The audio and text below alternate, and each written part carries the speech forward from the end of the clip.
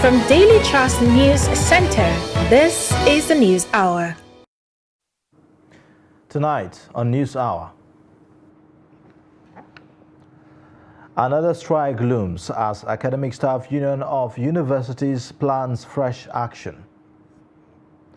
Appeal Court affirms Bashir Machina as All Progressives Congress senatorial candidate for Yobe North. Chief Justice of Nigeria advocates for improved funding of the judiciary to ensure its independence. And away from Nigeria, Hawaii's Mauna Loa, world's largest active volcano, erupts for first time in decades. Hello and welcome to the News Hour on Trust Television. I am Ayuba Ilya. Thank you for joining. The news in details now. The Academic Staff Union of Universities has said that it may be forced into another round of industrial crisis if the federal government continues to pay its members pro rata salaries. Although the union said it is tired of strikes, it however intimated the public of another crisis in the university sector due to the hard stance of the government on the no work, no pay policy. The University of Ilorin chapter of the union, during a protest rally within the university campus, said that the policy is an attempt to turn lecturers into casual workers. They promised to resist this and appealed to all relevant stakeholders to intervene before the fragile peace within the university system collapses.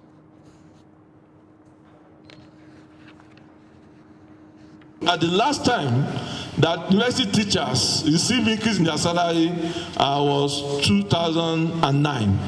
And we all know what the condition of our economy has been since that time till present. So one of those things that we are demanding is that the government should renegotiate these agreements. And we also ask them that the government should terminate the use of IPPIs, the obnoxious IPPIs. Let us unite and share our solidarity with ASU.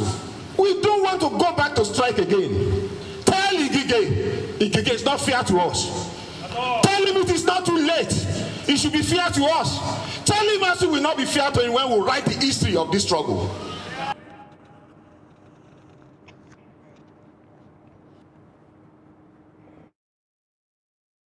Members of the Academic Staff Union of Universities, the University of Ibadan branch, on Monday protested what they described as merciless treatment of university lecturers by the federal government. ASU chairman, UI chapter, Professor Ayola Akinwole, who addressed students and journalists during the rally, said it is a peaceful protest. He urged the federal government to fulfill agreement reached with the unions. The protesting lecturers moved within the campus with placards and sang to register their displeasure. Similarly, a former national treasurer of ASU, Professor Ademola Aremu, criticized the government over what he described as unfair treatment of lecturers. ASU branches had planned on a one-day nationwide protest over the payment of half salaries to lecturers by the federal government in October. A renowned professor of law, Patrick Lumumba, has urged leaders on the African continent to see the privilege as a call to provide service to humanity rather than an opportunity to occupy space for personal aggrandizement. Professor Lumumba spoke on Monday at the 10th Olusola Saraki Memorial Anniversary in Abuja. He also underscored the importance of an enlightened followership that could hold leadership accountable to its responsibilities. Trust TV's Shafiu Suleiman reports. The audience is gathered to celebrate the life and times of a political icon, Olusola Saraki. The upside is to listen to a brilliant lecture by the renowned Professor Patrick Lumumba, who in his usual manner is telling truth to power. He reminds the audience of the dreams of the first-generation leaders in Africa and their dispositions towards governance. Who would liberate them from the Egypt of poverty and want? Who would cause pillars of fire to stand between them and sorrow and want? Who would part the Red Seas of tribalism and ethnicity?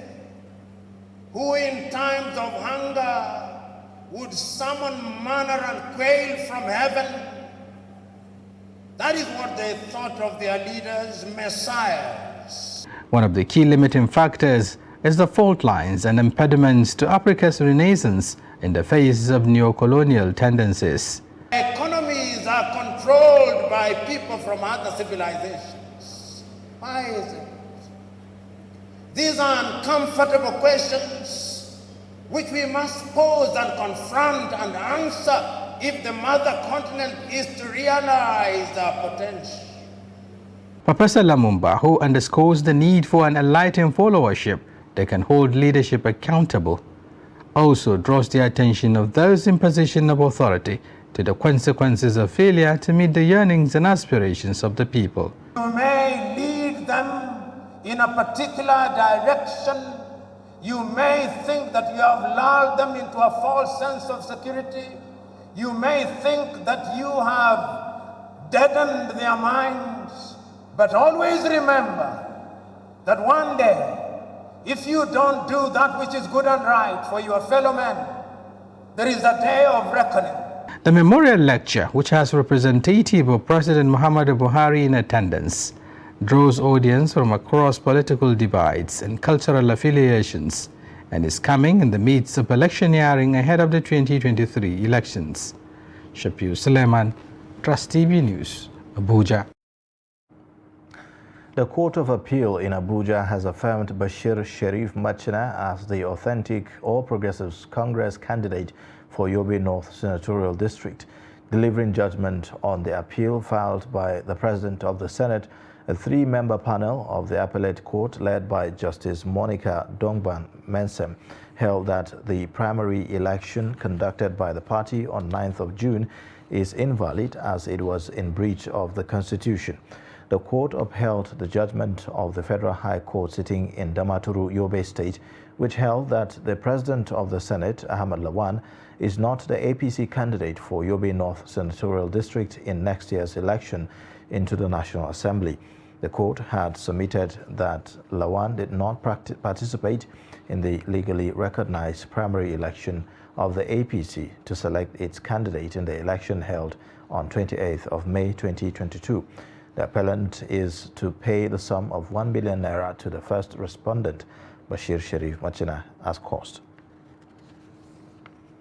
The appeal court sitting in Ibadan has restored Oladipopu Adebutu as the validly elected governorship candidate of the People's Democratic Party in Ogun State.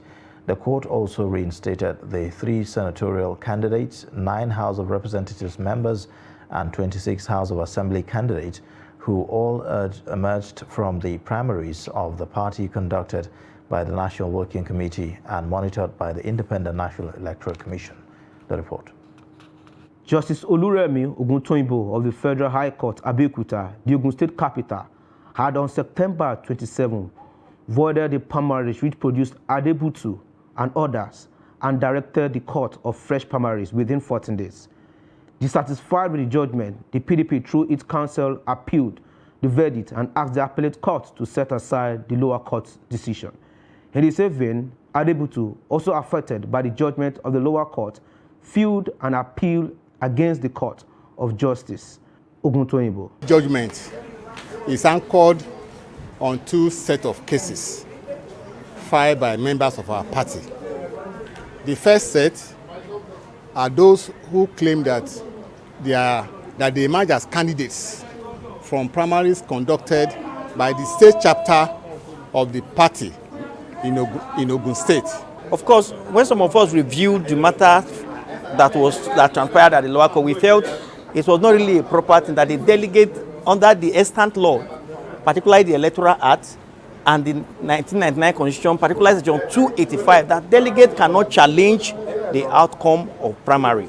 Delivering judgment in the appeal court in Ibadan, Justice Nimpa Yagata said the trial court fell into error by nullifying the primaries which produced Adebutu, having been conducted by the NWC of the party.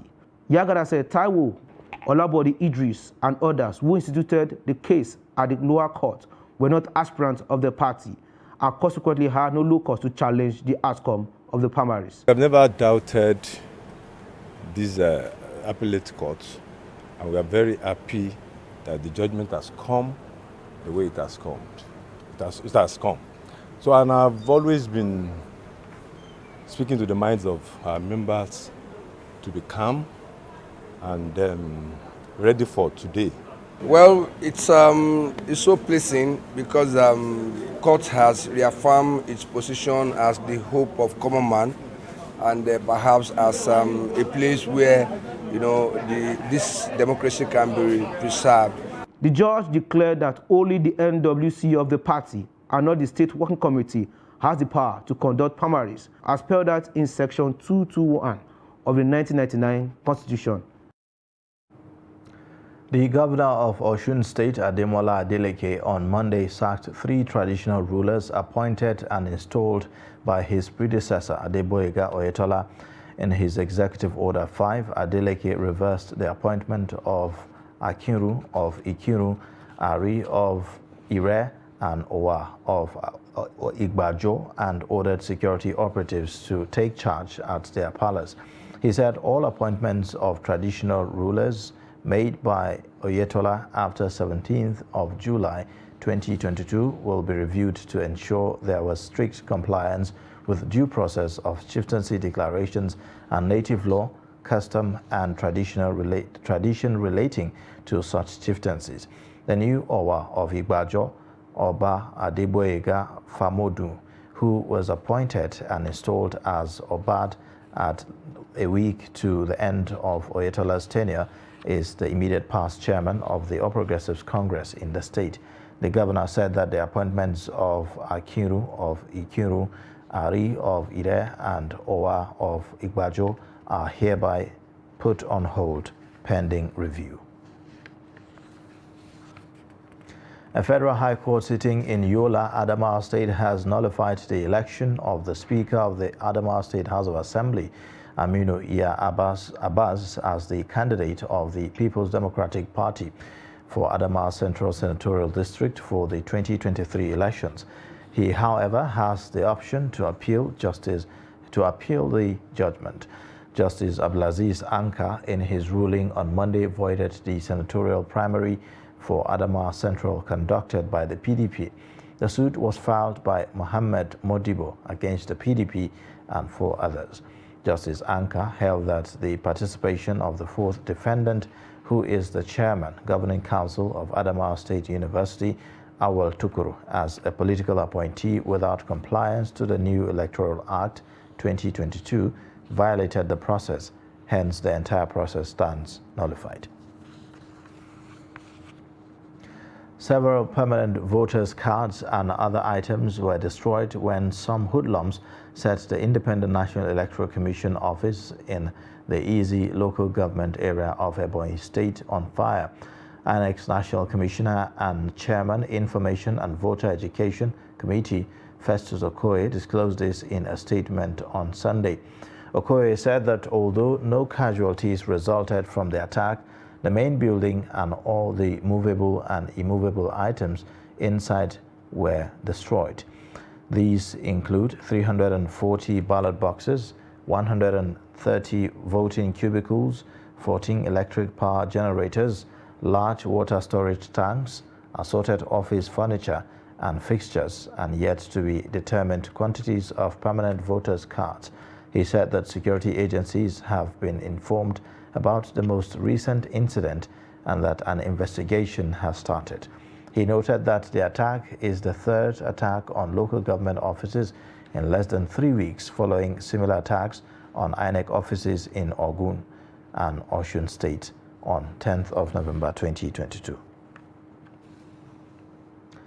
And on security matters, troops of Operation Forest Sanity have rescued 9 kidnapped persons during fighting patrols targeting suspected bandits' hideouts in Kaso village in Chukun local government area of Kaduna State.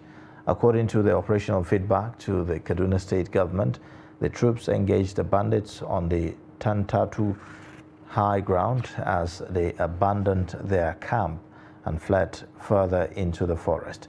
During the course of the operation in the bandits' camp, the troops rescued 9 abducted persons who were held hostage by the bandits. Confirming the development in the statement, the Kaduna State Commissioner for Internal Security and Home Affairs, Samuel Aruwan, said that initial debriefing of the rescued victims revealed that they were abducted around the Gurara Dam area. The 9 rescued persons, according to the Commissioner, will undergo further debriefing and examination before being reunited with their families. He also disclosed that the troops recovered 90 rustled cattle left behind by the fleeing bandits, stating that the recovered animals will be handed over to the Kaduna State Livestock Regulatory Authority for proper identification. The Inspector General of Police, Usman Baba, has ordered commissioners of police nationwide to activate the interagency consultative committees on election security. The Force Public Relations Officer, CSP Olumuyiwa Adejobi, said this in a statement on Sunday in Abuja. Baba said that the order was to engage stakeholders in evolving strategies to mitigate threats to 2023 general elections. He said that the political violence, hate speech, threats, political intolerance, misinformation, and political extremism were potential threats to democracy and national security. The IG therefore directed the CPS to work in synergy with all members of the committee to address threats of political violence and ensure swift prosecution of violators of extant electoral laws. He also enjoined the CPS to ensure adequate and strategic deployment of officers and assets, as well as coordinate and supervise officers from all security agencies deployed for election duties. Rivers State Governor Nyesom Wike has handed over to Nigeria Police the Intelligence and Surveillance Center built by his administration to boost the efforts of security agencies in crime fighting in the state. Governor Wike made the handover at the center's inauguration by the Inspector General of Police, Usman Alkali Baba, in Port Harcourt. The report. Rivers State Governor Nyesom Wike said the center is filled with the latest technology that will help improve the center Orime fighting capability of police officers and make the state safer. He noted that they need to create a more conducive climate for people in the state to go about their day-to-day activities and encourage the business community to operate with greater sense of security gave rise of the center. The governor noted that crime fighting in the state has improved tremendously since the Inspector General of Police was appointed. This is our own contribution to making sure we have peace, to making sure we fight insecurity, to making sure those who do business and reside here sleep with their 2 eyes closed. Let me commend our special guest of honor for the support you are giving to this command to fight crime. I want to say it on good authority. In his remark, the Inspector General of Police, Usman Alkali Baba, thanked the Governor Wike for the center, which he said will enhance the police capability to perform according to international best practices. Baba noted that the services at the Intelligence and Surveillance Center will be combined with the police cybercrime unit to render improved policing to Nigerians. This project is a great boost to my main agenda of policing Nigeria in this contemporary time,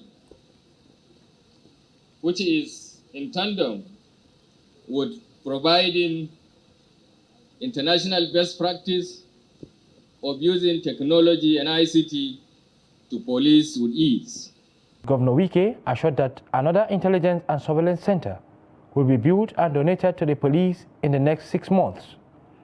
He pledged to purchase and donate 10 more armored vehicles to the Intelligence and Surveillance Center to strengthen the performance of officers that will be deployed there.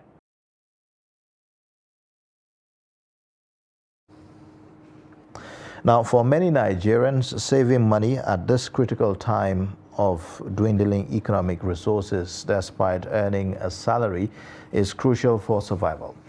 In Bauchi State, civil servants and artisans say that this is the only way to meet one's daily needs in the face of harsh economic realities. They shared their experiences with Adamu Imam in this report. Saving money to earn a living remains a big challenge for the average Nigerian, irrespective of the type of work they are engaged in due to economic hardship occasioned by rising inflation.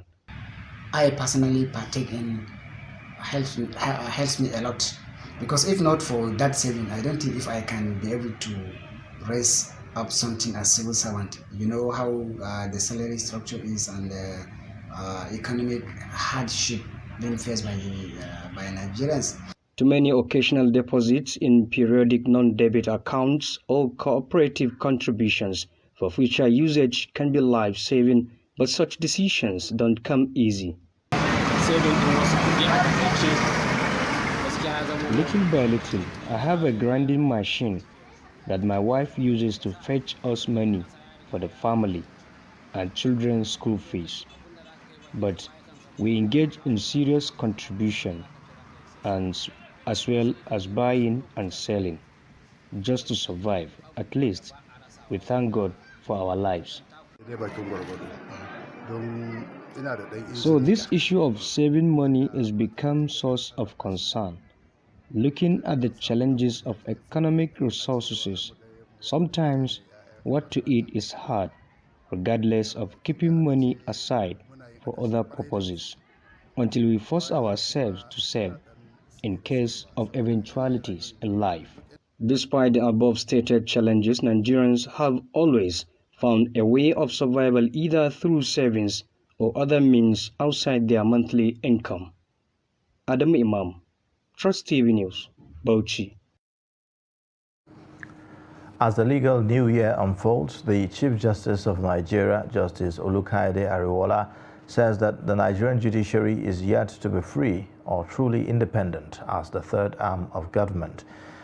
Though the judiciary is to a very large extent independent in conducting its affairs, the CJN says that the same cannot be said in the area of its finances.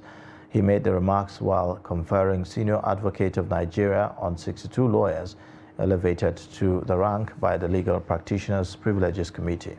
Maradia Omar reports. The swearing-in ceremony kick-started the new legal year of the Supreme Court. The rank, SAN, is awarded as a mark of excellence to members of the legal profession who have distinguished themselves as advocates and academics. Members of the inner bar, as SANs are fondly called, enjoy some privileges, including having seats reserved for them in the front rows of all courts, with priority accorded their cases in court.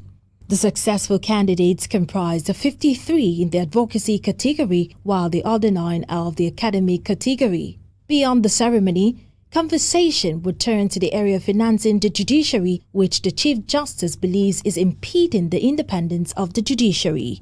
Despite the financial constraints, the Chief Justice is promising that litigants in this new legal year will be given more attention, as the judiciary will not rest on their oars until justice is served. Though an occasion of this nature calls for celebration, nevertheless, we must, as a matter of necessity, spare a moment of our time for introspection in order to ruminate on all the events that took place in the past year. From all indications, the voyage thus far couldn't have been adjudged to be smooth. However, the good thing is that it has been tremendously adventurous and instructive. In those areas we have excelled, we will put in our best to raise the tempo, while in the areas of shortcomings, we shall do a quick self-assessment with a view to forging ahead with the right vision and mindset. From a holistic assessment, the Supreme Court, and by extension the Nigerian judiciary, has fared well in the outgone year, even though the horizon was blighted by some unpleasant challenges that radically defied every imaginable human intervention. The CJN pleaded with the other arms of government to understand that the judiciary, to a very large extent, is independent in conducting its affairs, as he reiterated that the judiciary would not be subservient, no matter the influence, in the society. Mardia Umar, Trust TV News, Abuja. You're watching the News Hour on Trust Television. Coming up shortly, we'll take a look at how basket repairers are sustaining trade. Details of this and more after the break. We wish you a Merry Christmas. My name is Femi Adebayo. This holiday season, StarTimes is taking us to a better level. You can step up your family entertainment with the StarTimes upgrade promo. You recharge 2 months on Nova Bouquet and get upgraded to Basic or Smart Bouquet. Recharge 2 months on Basic or Smart Bouquet, you get upgraded to Classic or Super Bouquet. And if you recharge 2 months on Classic or Super Bouquet, you get 10 days free on your subscription. This upgrade automatically qualifies you for a weekly draw to win 55-inch Smart TV, PA systems, home appliances, and more. These prizes are proudly sponsored by Longreach, Wayon, and Amaz. This promo is from the 15th November to 15th January 2023. Times and conditions apply. On StarTimes, every day is the best day ever. Merry Christmas and Happy New Year. StarTimes. Entertain your family. Ba a iya sutura da abinci jin daɗin duniyar mu ya ƙare. Za ka iya more rayuwarka da kayan alfarma na kamfanin Vento Furniture kamar su Ladi Corner Sets, Escape Sofa Sets, Acadia Sofa, Piano Sofa Sets, Sofa Corner Sets, Vento Sofa Sets. Sannan kuma za ku iya saka ƙayatattun gadaje na alfarma a ɗakunan kamar su Gold Cream Bedroom Sets ko kuma ku wadata falonku da kujeru na alfarma irin su Sare Royal Set da Acadia Dining Sets. Ofishoshinku kuwa za ku iya saka manya-manyan kujeru na kece raini domin walwala da jin daɗin ku da abokan hulɗa. Kamfanin Vento Furniture ya tanadar muku gadajen bacci na yara masu inganci, kayan ɗaki irin na angwaye da amare har ma da sarakuna. Muna da shagunan mu a gurare kamar haka: 79 Allen Avenue, Ikeja, Lagos; 7A Azikiwe Road, Port Harcourt; 25 Glover Road, Ikoyi, Lagos; Shop U1 Jabi Lake Mall, Abuja; da kuma 4330 Walker Road, Windsor, Ontario ga mazauna ƙasar Canada. Vento Furniture mun zagaye ko'ina.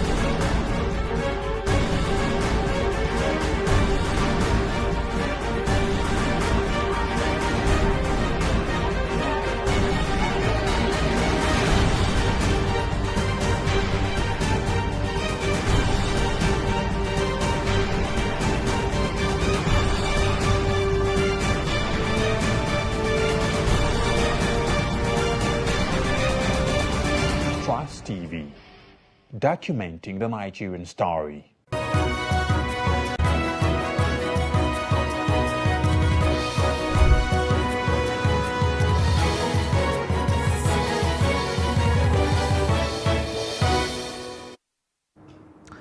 Welcome back, and if you're just joining, you're watching the News Hour on Trust Television. Here's a reminder of our top stories again.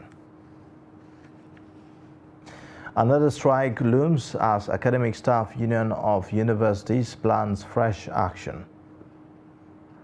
Appeal Court affirms Bashir Machina as All Progressives Congress senatorial candidate for Yobe North. A 27-year-old woman who allegedly stabbed her husband to death in Ibadan over domestic dispute has been arrested by Oyo State Police Command. Amongst those paraded is a 27-year-old woman who allegedly stabbed her husband to death over domestic dispute. According to the police, the couple had just returned to the house after being reconciled following 3 months of misunderstanding. All attempts to get the suspect's side of the story was unsuccessful as the 27-year-old woman declined to respond to questions thrown at her. In the same vein, the police also arrested some members of a secret cult for attempting to unleash mayhem on residents of the community. The police also paraded other suspected criminals for robbery, kidnapping, and other related crimes. The suspects were said to be arrested after thorough investigation. On the day of the incident, after 3 months of being separated, the deceased made a move to have sexual intercourse with his wife, which was vehemently. The deceased was stabbed on the chest, leading to his untimely death. The suspect has since confessed to the crime and unfortunate role in the incident. She will be charged to court upon completion of the investigation. Updates will be provided. The guy that invited me to a party, so it was on Saturday, so I went to meet him at Saleoyo.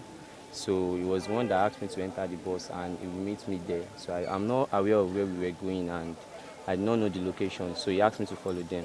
So we were on our way when the policemen stopped us. Now, parents of a student of Federal University Dutse, Aminu Azare, who was arrested for alleging that the wife of President Muhammadu Buhari, Aisha Buhari, was feeding fat on poor people's money, has called on the First Lady to forgive and release their son. Azare, a final year student of the Environmental Management and Toxicology at the university, was arrested after a tweet he posted in June on the allegation against Mrs. Buhari went viral 5 months later.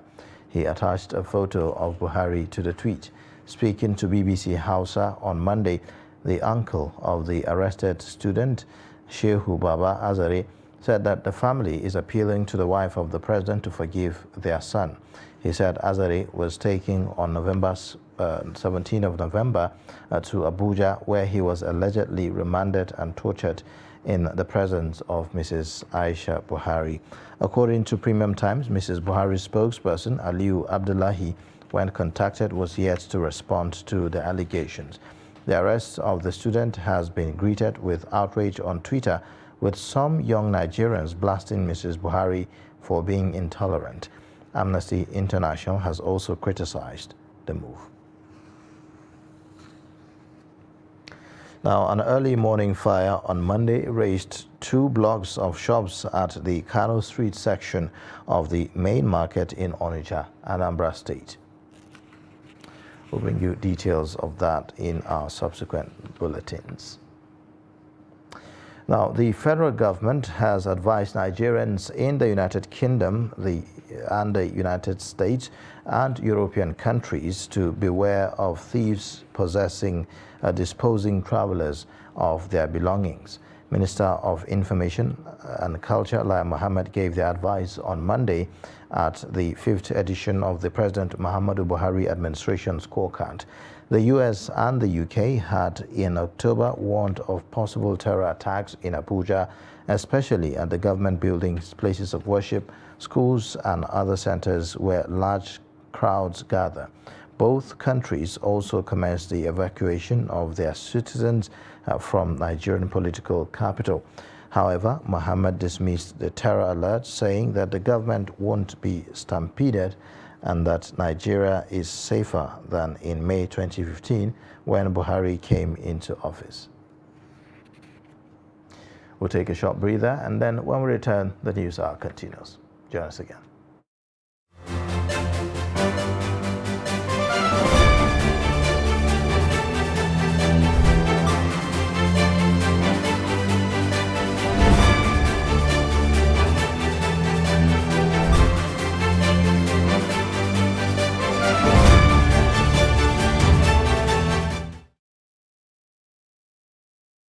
Nigerians, elections are here again. Let us shun violence. Let us play the game according to the rules. Do not be a thug. Say no to violence. Let's rise and defeat violence, crime, and sabotage against the peace of our nation. Nigeria is the only country we have. We must do everything to keep it united. We must avoid any act that promotes hate and disintegration. Say no to separatist movement, terrorism, fake news, hate speech, religious bigotry, and any act that tends to divide us as a nation. Watch out for strange gatherings and suspicious movements. Restrict access to sensitive documents and data, the disclosure of which may damage national security. Educate your staff and family, particularly on measures to safeguard information and report security breaches. Apply relevant legal security guidelines to protect yourself and your neighbors.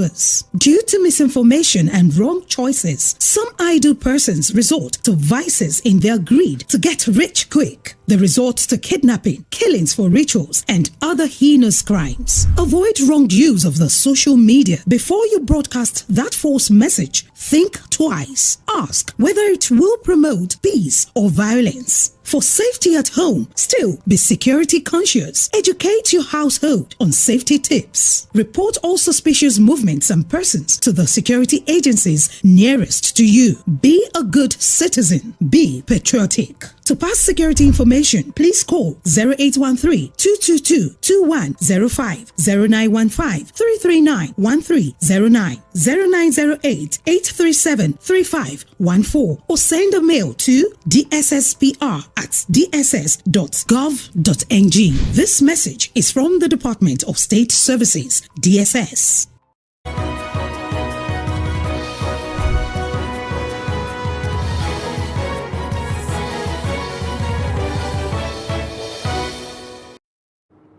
Thanks for staying. This is the News Hour on Trust Television.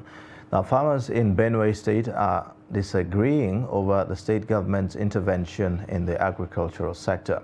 While some gave kudos to the government for aiding agricultural production, others are alleging that the government is politicizing interventions in the sector. The report. With post-flood realities on one hand and insecurity on the other, the state of agriculture in Benue, reputed as the food basket of the nation, has become a matter of discourse in many quarters. In fact, the present government is zero in agriculture. Because if I'm grading them on average, I will give them 0. As I earlier mentioned, there is no intervention on agriculture in Benue at all. And some of the interventions needed government attention. They have to either to sign or give a little counterpart farm, which they have been 0 over it. Other stakeholders, however, feel the state government has done enough and blamed the farmers instead of failing to be proactive. The government of Benue State did not leave any stone unturned in making sure agriculture is done very well, starting with the reorganization of AFAN, which I became the chairman. The governor did well by giving us even a vehicle to carry us along in places hitherto we were not able to go. He also gave us a tractor to help us farm. The only thing is the contractor did not bring the kind of tractor the governor wanted. If not, the state had up to 50 tractors to use in the state. Most farmers, almost everybody, wants to produce, even in the rural area. And when they grow, they get income, their life has improved. Except that some of them do not know how to invest. Another thing is being told what to do and how to do it. If you accept it very well, then you'll be able to make it. But there has been generally improvement in the farmers' investments because they invest and they have. The stakeholders say farmers must come to terms with modern farming policies, like exploring insurance options to augment losses. One of the challenges during the last period, like current year, when we had the produce, the rice fields have been flooded and there's been a very colossal loss. Some of the farmers don't know that you have to take, you don't have to take an insurance policy. So if they did, some of them wouldn't lose. Even with the ongoing harvest, the prices of farm produce have continued to soar. Analysts say the harvest this year is below expectation and have predicted a likely food shortage even in the much touted food basket of the nation. The conversion of containers into offices and shops instead of renting them in plazas and other such places is fast becoming trendy in urban areas.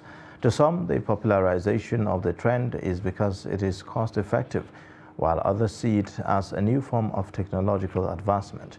In this report, Noel Samson gets to look at the views of Nigerians concerning the use of containers as office spaces, shops, and even homes. The first mention of making shipping containers into small living spaces was heard in the 1970s. However, the mainstream popularity of this idea didn't come about until 1994, when the BBC aired a docu-series about people converting containers into office spaces. This has now become a popular trend in Nigeria, as such containers are designed into beautiful sights to behold. Hence, people now prefer them. Look at the aesthetics of containers in the Western world, and the shops we have. Most people want to uplift the taste of their company or businesses, or where they use as shops to suit what they sell. So for containers or porter cabins, you'll see that you can actually design or retrofit or prefabricate to meet up with such specifications. So, and of course, it's mobile. Inheritance, mobility, and it being eco-friendly are also some of the reasons why people now shift their attention to the use of containers as office spaces. So I work with Abuja Environmental Protection Board. So this is one of our containers, which we have them in different areas in Abuja. So here is just like a unit, because our work is a field work. So it's not like an office, but we decide to make it so that it can easily be movable or transferable. It's not a permanent something that is being stationed. It can be taken away from here to another location. So that is why we choose using container. For me, one of the reasons I approach this company is that to use these containers is that, one, it doesn't contain space, it doesn't take much of space, then the durability is there. It can equally measure up with whatever structure you have in terms of blocks. And most importantly, it's economical. It's economical compared with the high cost of getting an apartment. Shipping container office spaces can be redesigned and rearranged easily and can also be moved from place to place. This gives one the freedom to arrange the office space in many ways. Noel Samson, Trust TV News, Abuja. Quite interesting, isn't it? Now, the repair of local baskets known as kwando in Hausa is still thriving despite the availability of plastic baskets. Though the trade looks odd to many Nigerians, to repairers, it remains a source of livelihood, as Bello Musa reports. Local basket known as kwando in Hausa is an old means of conveying goods, primarily in northern Nigeria and other parts of the country. Despite the availability of plastic basket and other containers, kwando is still used by many people in Kaduna. Though it may look new and odd to many, these people at Bakindogo Market in Kaduna earn their living from repairing baskets. Despite the cost of living, I still cater for my family's needs. I have worked for the last 15 years. I have a family and I cater for them through this work. We repair all baskets and make it look new, or we change the size to either small or big. As the cost of living continues to bite hard on many Nigerians, repairs of this local basket is also affected by the economic downturn across the country. Our challenges are rising cost of materials, which often affect our business. I repaired 30 baskets in a day. The group urged the Kaduna State Governor Nasiru El-Rufai to allocate a permanent site to them for their business. We want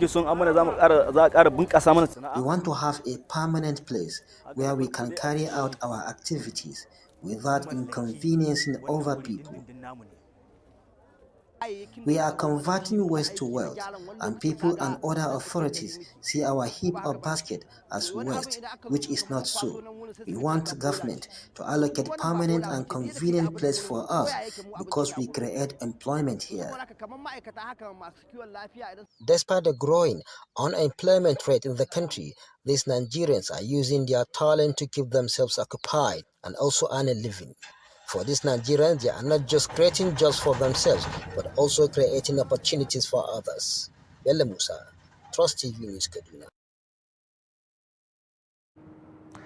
Time now to take a quick break. The news hour continues shortly. Join us again.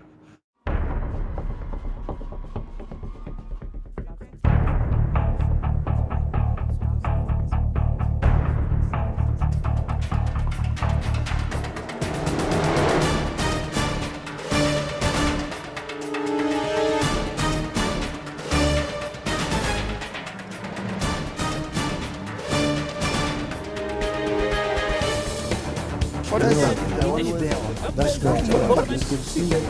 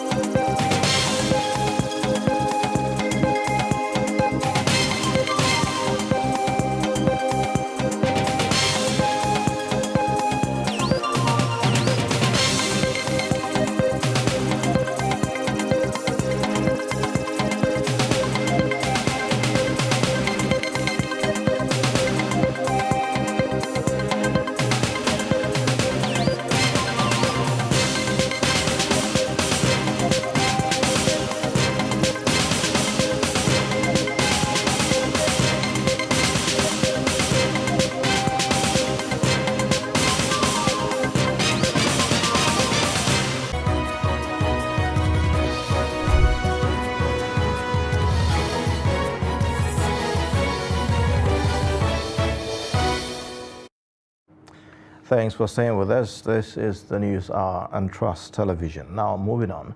Monkeypox is to be renamed Mpox in English, the World Health Organization announced on Monday in a bid to avoid stigmatization stemming from the existing name. Monkeypox received its name because the virus was originally identified in monkeys kept for research in Denmark in 1958, but the disease is found in a number of animals, especially in rodents. The disease was first discovered in humans in 1970 in the Democratic Republic of Congo, with the spread among humans since then mainly limited to certain West and Central African countries where it is endemic. Away from Nigeria, Hawaii's Mauna Loa, the largest active volcano in the world, has erupted for the first time in nearly 40 years, U.S. authorities said, spewing lava and ash Monday as emergency crews went on alert. Flows of lava remained mostly contained within the summit's massive caldera, but the eruption could pose a threat to nearby residents should conditions change, the United States Geological Survey, USGS, reported. Mauna Loa has been showing signs of building to an eruption for years, according to the USGS, which said that ongoing eruption was visible from Kona, a town on the west coast of Hawaii's main island, some 45 miles from the volcano. The agency said that the Hawaiian Volcano Observatory was in consultation with emergency management personnel, and its staff will conduct an aerial reconnaissance over 13,674-foot volcano as soon as possible. Hawaii authorities said that no evacuation orders have been given, although the summit area and several roads in the region were closed and 2 shelters have been opened as a precaution. UN rights experts on Monday urged South Sudan to investigate officials accused of overseeing systematic gang rapes, some of whose victims were girls as young as 9.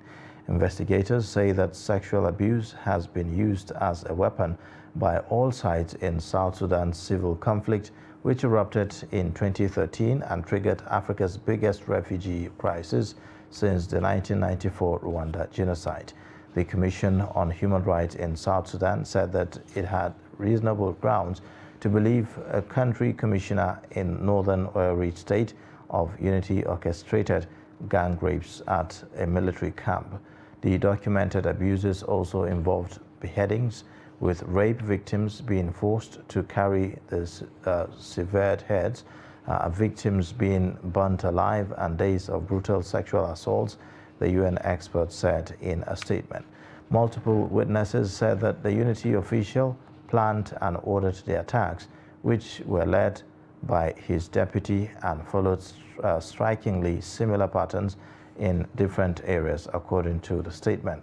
Michael Markwell, South Sudan's information minister and government spokesperson, dismissed the Commission's statement as a fabrication.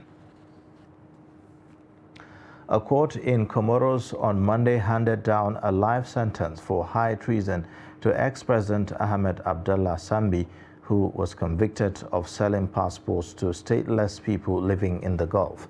Sambi, 64, was sentenced by the State Security Court, a special judicial body whose rulings cannot be appealed. Prosecutors in Comoros had sought a life sentence for former President Sambi, who was tried in absentia for high treason. Sambi, 64, an arch rival of current President Azali Assoumani, faced charges related to alleged sale of Comorian passports to stateless people living in Gulf nations.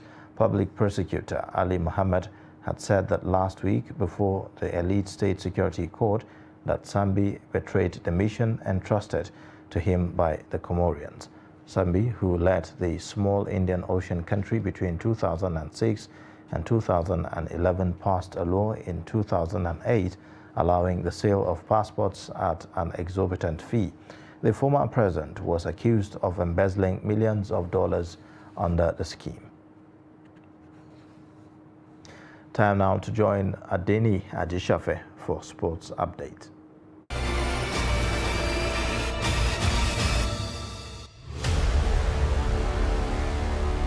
The stage is now set for the biggest sports event in Nigeria as the 24th National Sports Festival lights up Asaba, the Delta State capital. About 14,000 athletes from 36 states of the Federation, including the FCT, will compete in over 30 sports. The 2022 event, tagged Uniting Nigeria, Inspiring the Next Generation, will commence officially on Wednesday. Delta State topped the medal table at the last edition in Edo State. And in football, Cameroon kept the hope of reaching the World Cup last 16 alive after battling back from 2 goals down to draw in a 6-goal thriller with Serbia in Group G. Cameroon took the lead through Jean-Charles Castelletto as Strahinja Pavlovic and Sergei Milinkovic-Savic scored to give Serbia a half-time lead. Alexander Mitrovic added tall for Serbia, cruising to a win that would have put them in a strong position to progress. The indomitable Lions roar back thanks to Maxime Choupo-Moting and Vincent Aboubakar's goals. Cameroon and Serbia lost their opening matches and are behind Brazil and Switzerland. The draw stopped a run of 8 consecutive World Cup defeats for the African side. The result left both sides on 1 point and needing to win their final Group G game to stand a chance of going through to the knockout stage, with Cameroon facing Brazil on Friday when Serbia takes on Switzerland. Elsewhere, Ghana won against South Korea 3-2 at Education City Stadium in Qatar. A 2-0 lead came from Southampton defender Mohamed Salisu and Ajax Mohamed Kudus before South Korea came back after the break. 2 stunning headers in 3 minutes from Cho Chun-chong. The top scorer in his domestic league leveled the game after 61 minutes. Impressive Kudus, who had deftly headed in Jordan Ayew's cross in the first half, added a final twist when he thumped in a third for Ghana to break South Korea's heart. Ghana goalkeeper Lawrence Atizigi made several saves in the closing minutes as South Korea poured forward, but to no avail. In the third match of the day, Brazil beat Switzerland 1-0 with midfielder Casemiro scoring a stunning goal. Brazil backed up their opening victory over Serbia to top the group with maximum point. Tite's men thought they had broken the deadlock after the hour mark with Vinicius Junior stroke in, but the goal was ruled out for offside by VAR. Switzerland sat for much of the game, failing to get a shot on target in the contest at the Stadium 974. The five-time champions have edged past Switzerland to reach the World Cup knockout stage. That's Sport News. I am Adeni Ajijafe.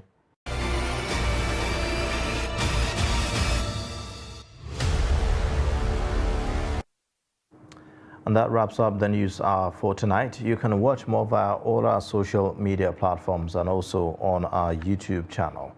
I am Ayuba Ilya. Thank you for watching.